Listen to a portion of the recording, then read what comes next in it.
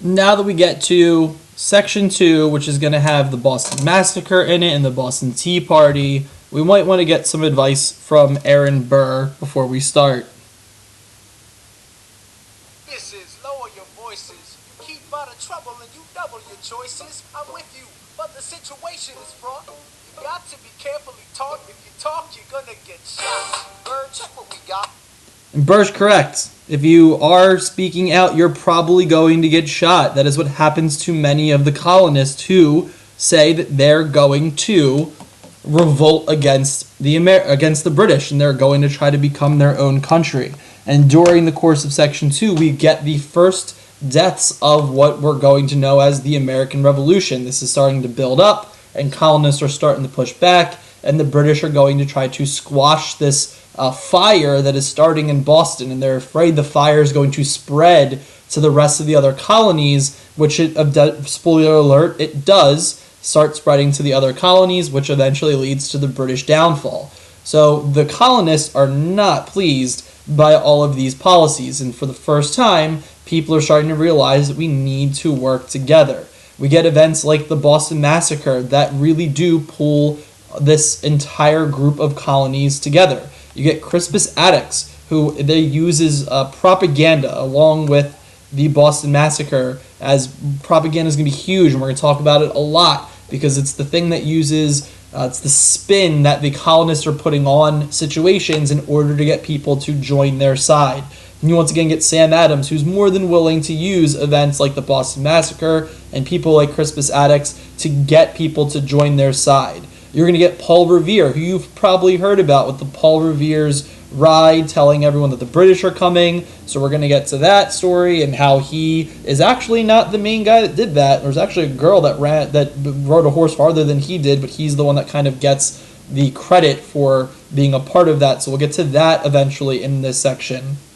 And we'll get to the Boston Tea Party that will definitely be on the test. This is actually an essay question about the significance of the Boston Tea Party.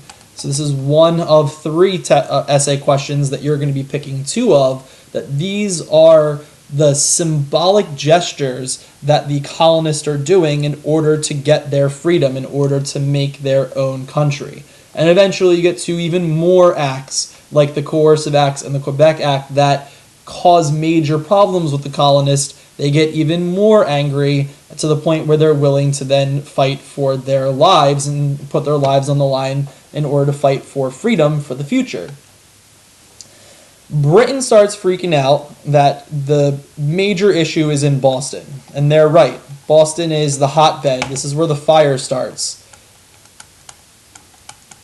They're afraid that this fire of the colonists that are there that are getting really mad is going to spread to the rest of the colonies. So they want to put out the fire early. And that's a smart thing to try to do. They're trying to stop the rebellion before it really catches on and gets everywhere else. So this is now, we're only 6 years, or 8 years, because I can do math, 8 years from the official start of the American Revolution in 1776. So Parliament sends troops to Boston to try to get the colonists to stop, to try to get the colonists to go back to their daily lives, pay their taxes, and not revolt. So when the Redcoats show up in the middle of the city, the colonists think that this is going too far. They say that it's violating their rights and that they sent an army to occupy their city, that they're basically having armed guards control them. And this would be like if your parents just posted up in your room. It's your room. You want to do what you want to do in there. And they just come and they sit in the middle of your room and they're going to watch everything you do and make sure that you're not doing anything illegal, that you're following all the rules, that you make your bed every morning, that you're going to bed when you're supposed to be going to bed, that you're doing your homework when you say you're doing your homework. And that is something that is violating your freedom, something that you are not going to like. So this is, once again, another way that you can kind of learn from them. This is what you did. This is what they did. This is what goes on as a teenager, is that you're trying to gain more freedom and that your parents might try to take that away from you. The British are the parents in the situation, taking away freedom from the teenagers, things that they want and they're not allowed to have anymore. They're trying to hold on to that last little bit of power they have,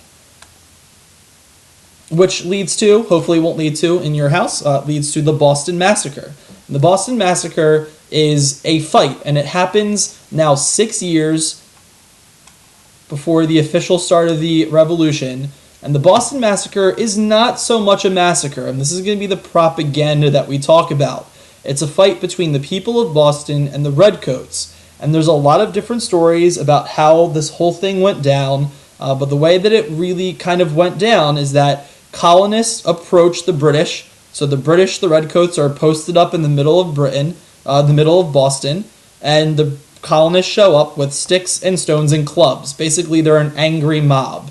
And they start pushing each other, and in the process, a British soldier is knocked down.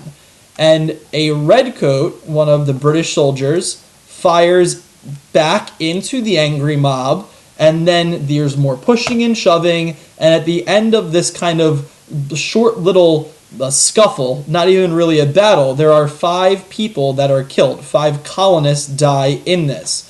One of those people, one of those 5, is a guy named Crispus Attucks, who is half African and half Native American. And this is going to be key, because this is going to allow the Americans to get minorities on their side. That the British can basically be looked at as the enemy of everyone. That right before this, it was the colonists versus the Africans, the colonists versus the Native Americans. That it was the colonists that were treating both of these groups of people as if they were property, as if they were nothing more than just something to run over, an obstacle in your way to make money. But now the colonists can turn it around and say, the British will kill you too, so you better help us. And this event is filled with propaganda. And the first one is in this picture depicting the battle of the Boston Massacre. Right here in the center is like a little kid caught up in the midst of what appears to be very angry Redcoats. That you have a guy on the ground who appears to be giving up, but he's still going to be hit with a club. You have this little kid that's caught up in the whole thing. You have a colonist trying to back away and run away, and it's the British that are the ones that are doing all of the aggressive work and are the ones that are attempting to kill the colonists. And this is something that they do non-stop, is that they're there in the colonies. The colonists have access to spread information faster than the British do. Because if any event happens, like the Boston Massacre, the king doesn't find out about this until months later, almost a full year before he can even react. You have to remember, there aren't cell phones. You didn't record this and then Snapchat it to people across the country. That this was an event that happened, the people that were there tell the story, and then they can spin the story any way they want. And they get a good 6 to 12 month advantage on that time.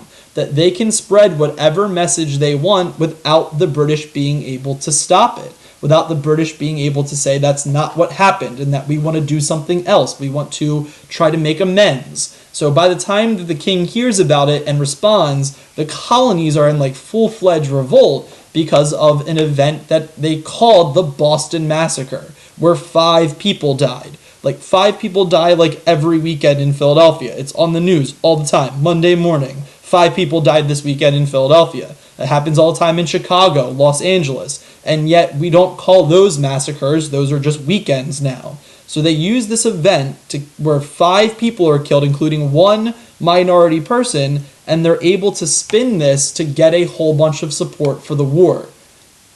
And they call this spinning of stuff propaganda.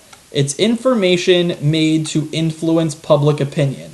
And you can basically think of commercials as propaganda. Anytime that you see a commercial where there's one product saying they're better than another product, or they try to bash one product and try to like lie about it, political ads are basically all propaganda. It's all them trying to convince you of something. And they use this Boston Massacre that these angry redcoats killed 5 innocent people who were just going about their regular everyday lives, and they didn't even do anything, but yet they were killed because of that. And that is what is able to help spark. That's that fire that starts to spread from Boston to the other places. You had Sam Adams, who was all about, he will love propaganda.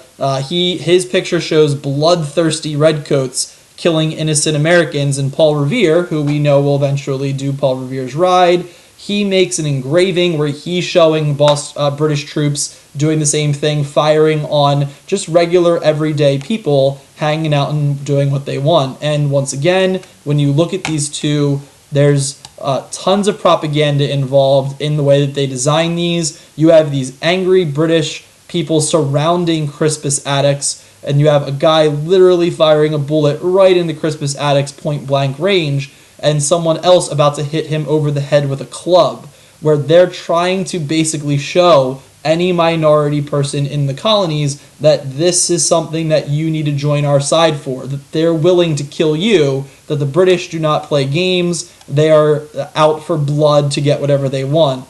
And in the bottom picture, same thing, you have just regular everyday citizens being fired upon in a very orderly fashion by the colonists. And then they even, because this is what you do with propaganda, they threw a dog just down here in the center. That, like the kid in the other picture, now there's a dog. You're just going to have to deal with it.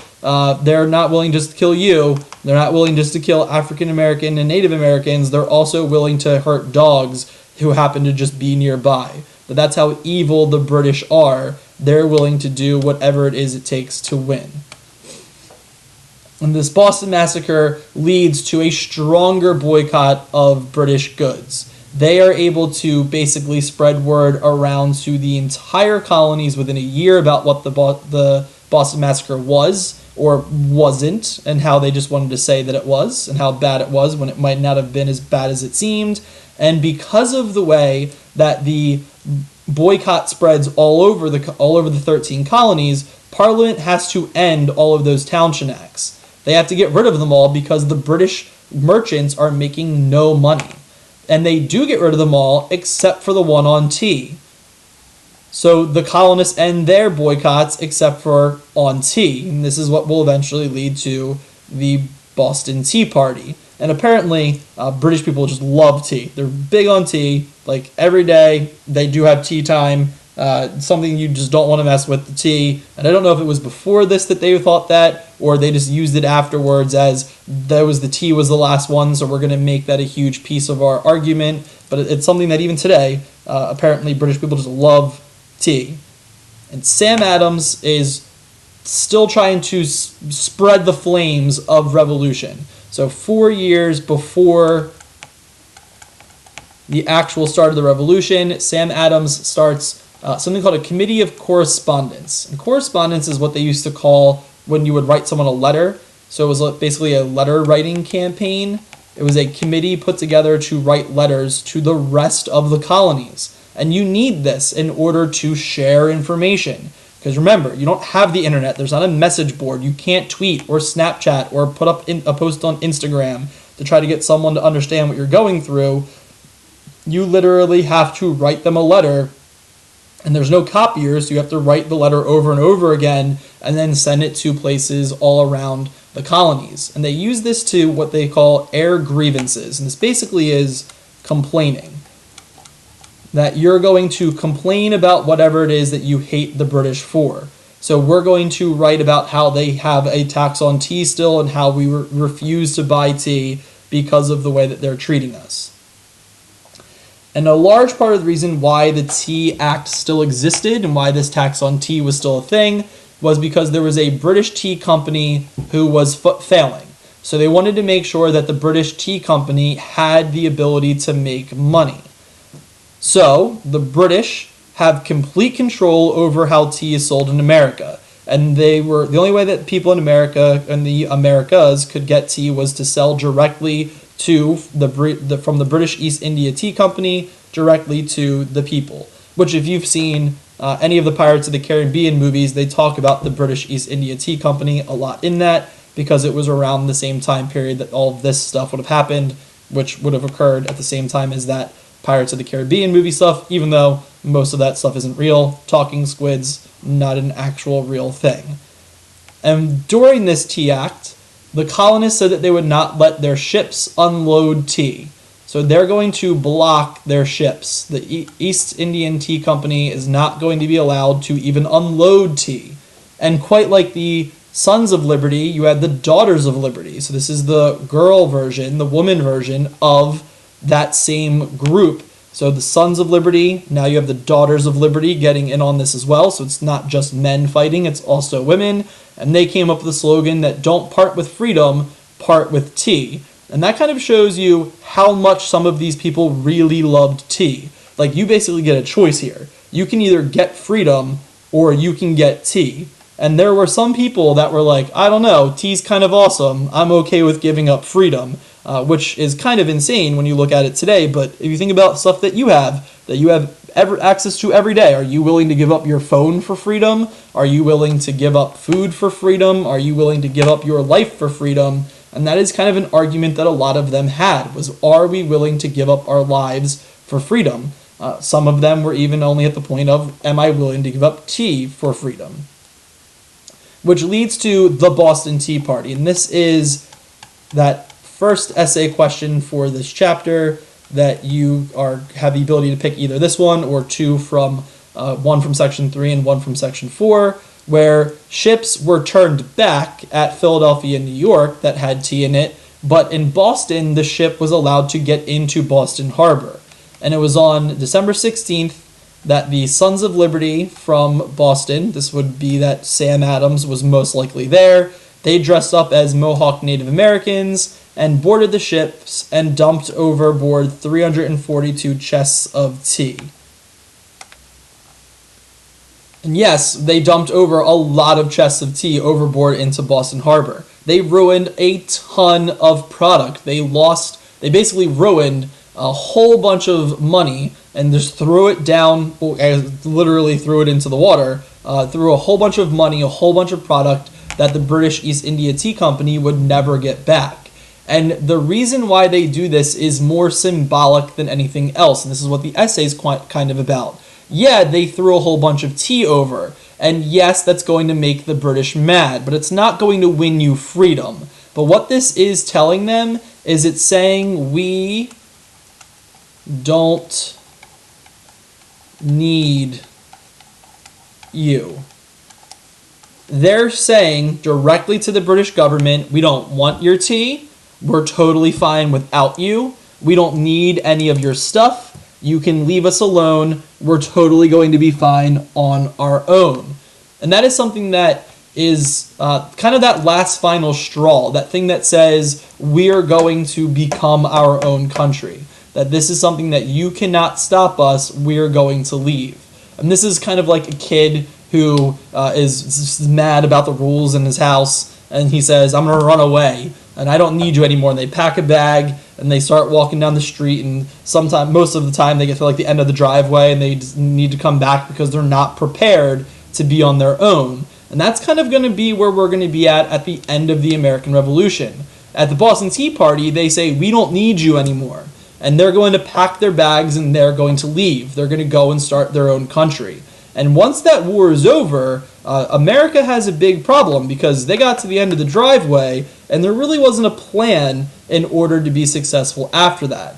So even though the Boston Tea Party is just a ridiculous event where they dumped what was the most prized possession overboard, it would be like if we just dumped over a whole bunch of smartphones into the water today. We're going to ruin a ton of product and a whole bunch of money is going to be lost. But the purpose of it is to tell the British, we don't need you anymore, you can go and leave us alone now. In response, and this is King George now is in charge, King George III, he is a guy that we're going to look at a lot moving forward. He's the one that basically says, we're going to fight the Americans for their freedom, they want to leave and I don't want them to, and this is kind of when he says this. He says after the Boston Tea Party, we must master them or leave them alone. And he decides to go with master them because they're giving them too much money. The colonists are literally a source of funds. They're the reason why the British are doing so well. They're able to get a ton of tax money from all of that rice and indigo and tobacco and cotton trade. That this is something that they don't want to lose. That's a ton of money. So instead of trying to just make things better, trying to smooth things over, King George III puts his foot down and decides to try to squash the colonist into submission. And they pass something called the Coercive Acts. And the Coercive Acts are a series of acts meant to punish the people in the colonies, and specifically the people of Boston. They closed down the Boston Harbor until they paid for all the tea that they ruined. They're banned from being allowed to go to town meetings in Boston, which we talked about this with the slave codes, that if you don't want people to know what's happening, don't let them talk to each other. And this becomes a part of Amendment number 1, where we now have the ability to meet in public places. We're allowed to assemble where we want.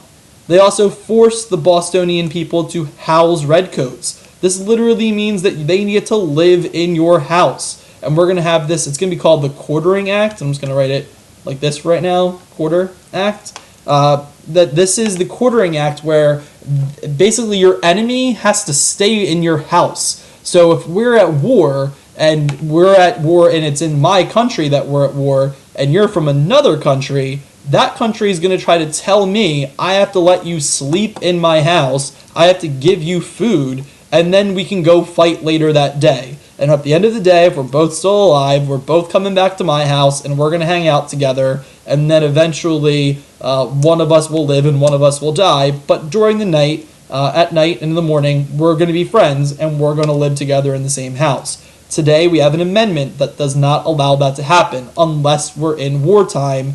The American government cannot force you to house any American military members just because they don't have anywhere else to put them.